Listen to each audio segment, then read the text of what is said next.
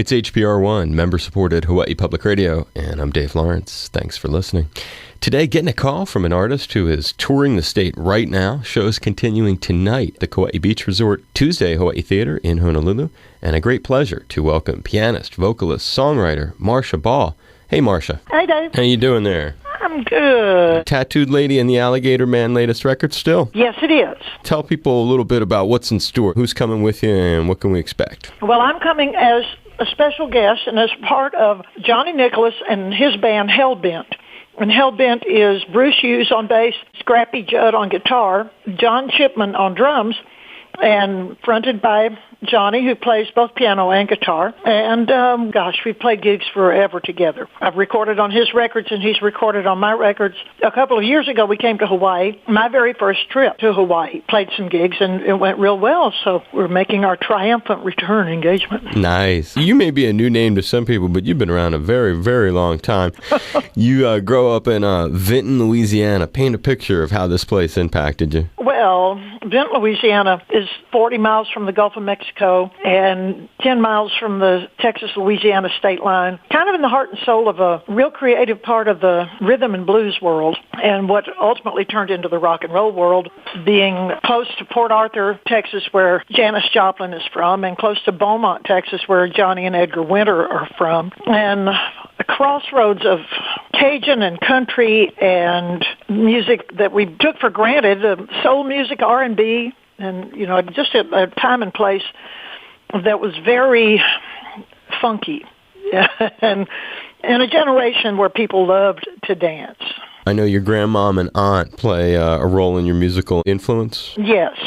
My grandmother played piano, and my aunt played piano. So the piano appeared in my house, when I was 5 years old or something, about to start school. Explain how you gravitated at a really, really young age. I get that it's in the house. How do you start playing it and showing some skill? Well, they played popular music. They weren't like classical musicians.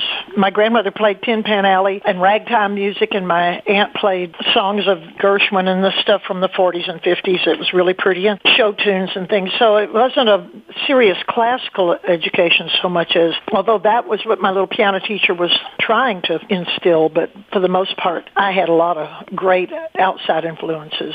And my cousin and I used to kind of compete to see who could snag the most songs by ear. We'd hear them, and then we'd try to play them. And we competed a little bit about who could grab the most of that. Where would you hear them? Radio? Somebody playing them? And from her mother, my aunt, and from our grandmother, and from the sheet music that we had, and the radio. And we didn't have a lot of records in our house. We didn't buy a lot of records, but there was just music. When I was a little kid, we lived across the street from a dance hall. It was a Catholic hall. It was a meeting hall, but it being that part of the country, dances every Wednesday night in the summer and at least once a month the rest of the year. And I could hear it, as I say in my song Down the Road, I could hear it from my bedroom screen window. When did you know you had the drive to be a performer? Gosh, I guess I was always a ham. I don't know.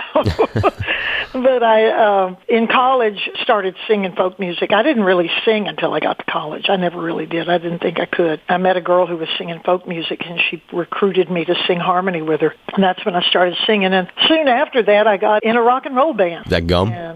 Gum. We played in Baton Rouge for a year or so, and then I moved to Austin, and it was a series of kind of lucky events and crossing of the right path and meeting the right people who let me be in their bands and led me along, and that went on for the first, I guess, 8 or 10 years of my career, really, kind of going whichever way the wind blew me. Frida and the Fire Dogs, that's one of those enterprises? Yeah, that was a real lucky break, too, though, because that was when I moved to Austin, and there was a time right about then where I was just reading about Graham Parsons and his love of country music and how he was a very influential, very charismatic person, and he got, in with the Byrds, the band. They made Sweetheart of the Rodeo, and even before I got to Austin, we were very fond of that record. I just always liked genre-bending music. I loved the band because they played, it was not rock and roll per se, it was some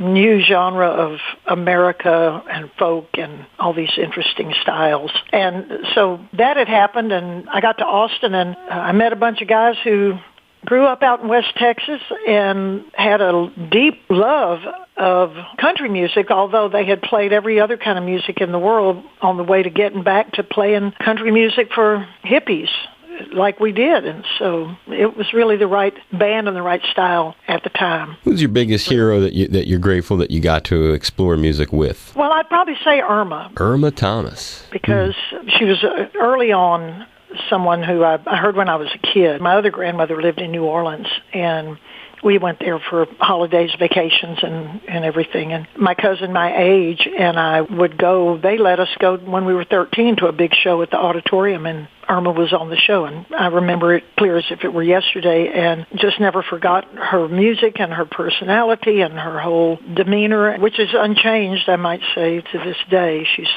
still that incredibly powerful and gracious person who I saw when I was 13 years old.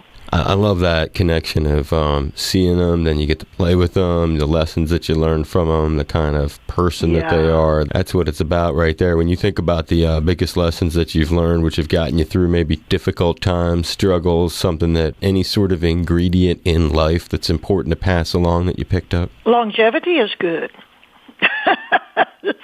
Try to stay healthy. Don't hurt yourself. And it's been my original plan. Don't hurt myself and last a long time. And I'm still trying to improve my craft, and that's a challenge. Where did you get the title for the Tattooed Lady and the Alligator Man latest record? That song just popped into my head. Those people, it's like they walked up on my porch, knocked on the door. I don't even know. I think about it, where did that come from? But, the minute they showed up, I was telling their story. It's great. That's the odd way that these things happen sometimes. Well, that's a good connection to Hawaii, which is a storytelling kind of culture here. Oh, definitely. People can appreciate what you bring to the table. Her tour of Hawaii continues tonight at Kauai Beach Resort, Tuesday, Hawaii Theater. The Tattooed Lady and the Alligator Man, latest record from Marcia Ball. Great pleasure to have you as part of the show here on All Things Considered with us. Be safe, Marcia. All right. Thank you so much. And I'll see you soon. Cue the trumpet. Okay. Hey, this is Marcia Ball, and I'm hanging with my friend Dave Lawrence on All Things Considered, Hawaii Public Radio.